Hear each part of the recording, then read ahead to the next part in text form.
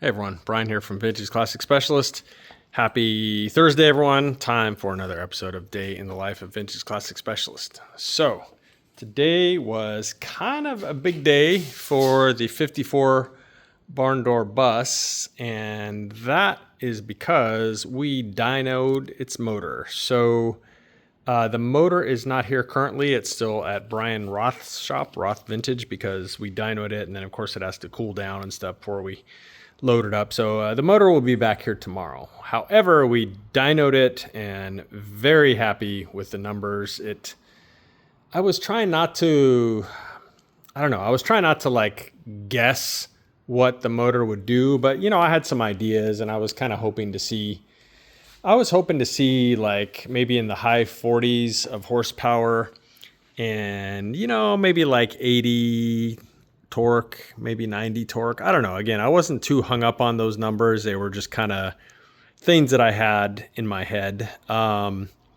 So without further ado, then let's look at the dyno sheets. And I do have video footage of the motor on the dyno. I will load that up. Unfortunately, it's like a pretty short video, but I mean, there's not really much to see. You guys have seen that motor running before. But anyway, so here we go. So this is the best dyno.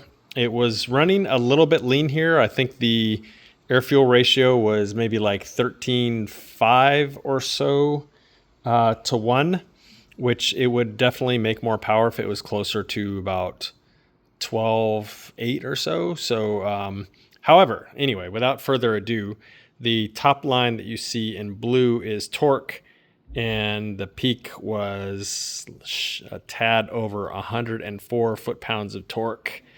And that was at 3,000 RPMs. And then likewise, he took it out to 4,250 and the peak horsepower 65 and change, guys. So, and again, this was running a little bit lean, and the motor should gain horsepower and torque as the cylinders continue to, the rings continue to seat and build more cylinder pressure and stuff. So it should only go up from here, but I'm very happy with these numbers, guys. So for your reference, a stock 1600 dual port makes around like 55 horsepower or so, and the torque around 85 or so.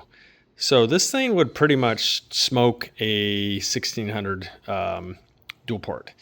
And here it is, a little 1500 cc motor based on a 36 horse with those weird SU carburetors and small single port heads, although we had Clyde from Berg fame work his magic on those. Bigger valves, little port work. We bumped the compression on it. It's got a little cam in it, so it's not like it's a stock 36 horse. But anyway, guys, I am very happy. The owner's happy. I think that is really going to pull this bus around really well. It's not quite double what the motor had stock, the 36 horsepower, but it's up there. It's like probably, a good, 80% more or so torque and horsepower than what it came with, 85, something like that. Anyway, not double, but up there. So very cool, guys. And like I said, I will post a video showing it on the dyno, and I'll try and show this. Although, since we're looking at this, let's look at a couple earlier dynos sheets, because he did go a little bit lower RPM-wise on these. So you can kind of see the shape. It looks like it likes to make peak torque right around 2,700 or 3. So the fact that we started 3 here, we probably didn't miss it. And then likewise, you can see the horsepower kind of comes up as you expect.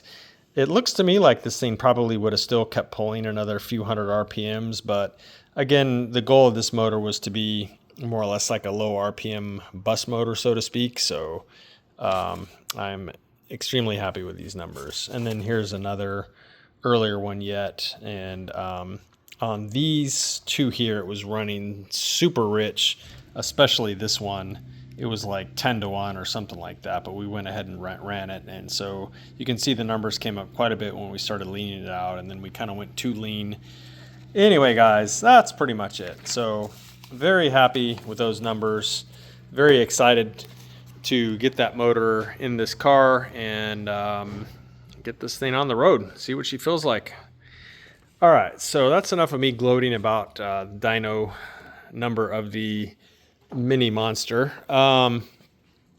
So let's see what else happened today. Let me pause this for a second. I want to go and show the orange car. Hold on. All right, guys, here we are in our little building.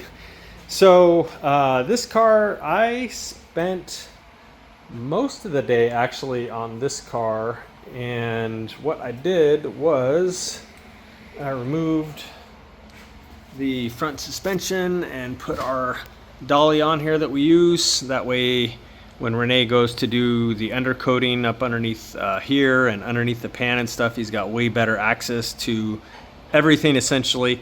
Plus I need to have a front beam built. We're gonna do some custom work on his stock beam. We're gonna narrow it some, and we're gonna put in the adjusters, but we're gonna clock the adjusters a little bit differently than usual and stuff like that. So yeah, front beam came out, and the front beam got completely disassembled with the exception of the torsion arms are still on it. So I'll send it off for degreasing and sandblasting like that. I'll pull the arms off, and then it'll go to our fabricator, and he'll narrow it and do some other trickery on it.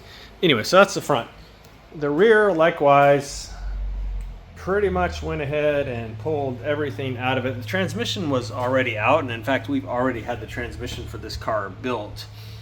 So today I pulled, and this car is IRS, of course, so the transmission and the rear suspension can be in or out, sort of independent of each other.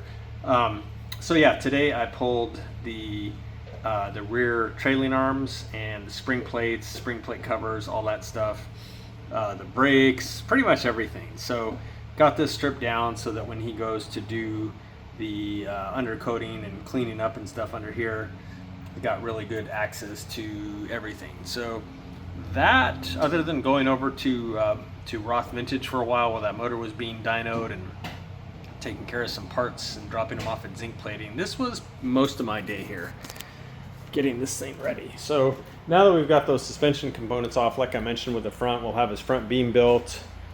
The back suspension we'll send out to powder coating. I want to get some adjustable spring plates for the back so we can dial in his ride height and stuff like that. So yeah, Rene is probably going to do the undercoating on this car. He was going to do it tomorrow, but our polishing guy, for some reason, couldn't make it today. He needs to come and do like the last little bit of polish on here, and then and only then, that's when we go ahead and do the undercoating. So supposedly I think he's going to come tomorrow and finish buffing the body, and then he can work separately on like the doors and stuff like that. But once the body itself is done, then that's the point when we can go ahead and do the again, the undercoating, and then pretty much at that point start putting this thing together. We'll have to get a wiring harness for it and go ahead and pull that in, and then pretty much Santiago can start his magic as far as headliner and vinyl and stuff like that. Still need to actually, now that it's coming up pretty soon to start the interior on this, need to go get some samples and send those to the owner of this car. He is going to go with some custom interior colors, maybe leather, so need to start pulling some samples for him and get his approval on those. But yeah, this one is going to be moving right along very soon, guys. Okay, let's run back inside for a second. Okay, here we are again. So the interior on this one is officially done now. The only thing really left was installing some more of the SO42 stuff, which Santiago put in. The owner does have the fridge, but he's got it at home. But yeah, he went ahead and put in a little folding table, this little bench / storage thing here, the back bed, and spare tires back in, all that stuff. The other thing that he did was we went and got him some speakers today for the front. And so we put those in right there. So they're in the front panels, and the way they sit kind of high like that, when you're sitting here as the driver or passenger, you probably wouldn't even notice them, which we kind of like. We don't like speakers on a, you know, pretty correct looking vintage car like this, big stereo speakers showing just looks kind of weird. So the fact that we were able to kind of hide these up in here, pretty happy with that. And then we need to figure out where we're putting some speakers back here. So not 100% sure about that yet.